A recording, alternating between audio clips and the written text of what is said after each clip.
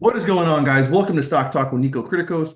Today, I am excited to do some stock analysis for Intuit stock. This is a stock that I've owned in the past, and the last couple of years, it's had some really nice bull runs. As you can see here, 2021, it went up quite a bit, nearly a 2x in 2021. And then 2023, it started out right under $400 and it ended at about 666. So nice bull run there. But this year it's been underperforming. It's only up 6% this year. And so we're going to do some analysis to see, is this company profitable, consistent, improving, and is the valuation healthy? We're looking at a $183 billion company. And the first thing I want to point out is that there's a reason this company can demand some high premiums. And that is because their biggest business is TurboTax, where they have about a 90% market share, which is nearly a monopoly. And then we have QuickBooks, which has about an 80% market share. And they have a couple other businesses too, but those are the two big ones. And if to have market share of that size in industries like that is not easily done. So there's a reason the company has such a large PE ratio and market cap as well.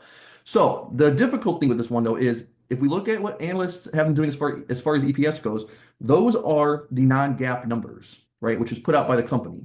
We want the GAAP numbers because the GAAP numbers are generally accepted accounting principles, and those are going to factor in those other costs, right? So what we're actually going to do, here's what's confusing.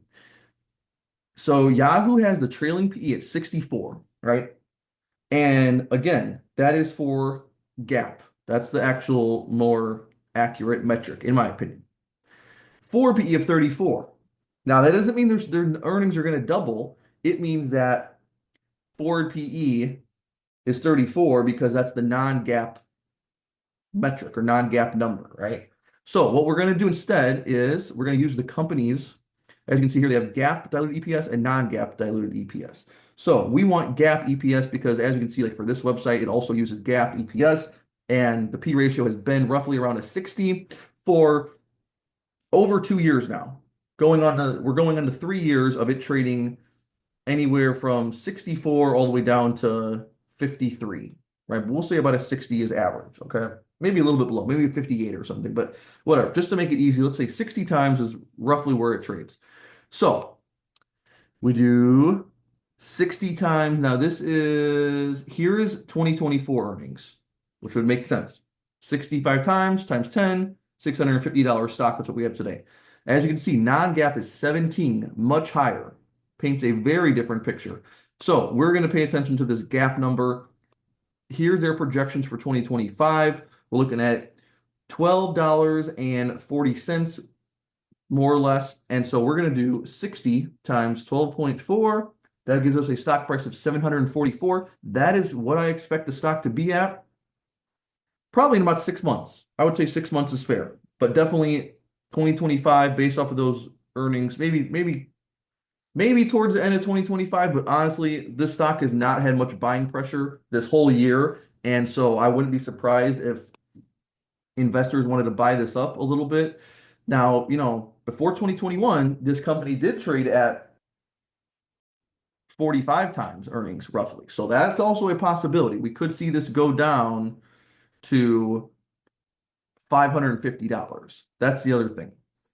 So to make it simple, just a real easy analysis of this, we could say a bear case for next year is the stock's 550, a bull case, it's roughly 750. Right now, we're right in the middle.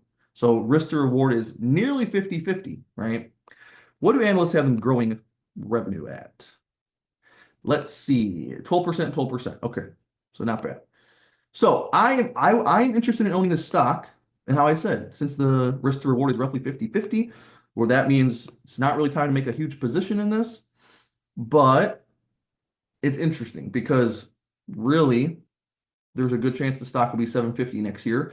Now, if we take these lower numbers, I mean, let's say we were buying at, let's say 53 times earnings, they do $12 EPS, that's a $650 stock.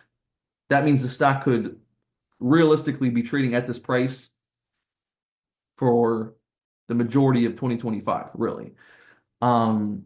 which like now, that starts to say that pretty much that this is not the cheapest price you could buy the stock at, most likely. And so this price does not make me say, oh, I need to jump on this and start buying shares. It doesn't really say that. It's interesting because it's been flat for a year now.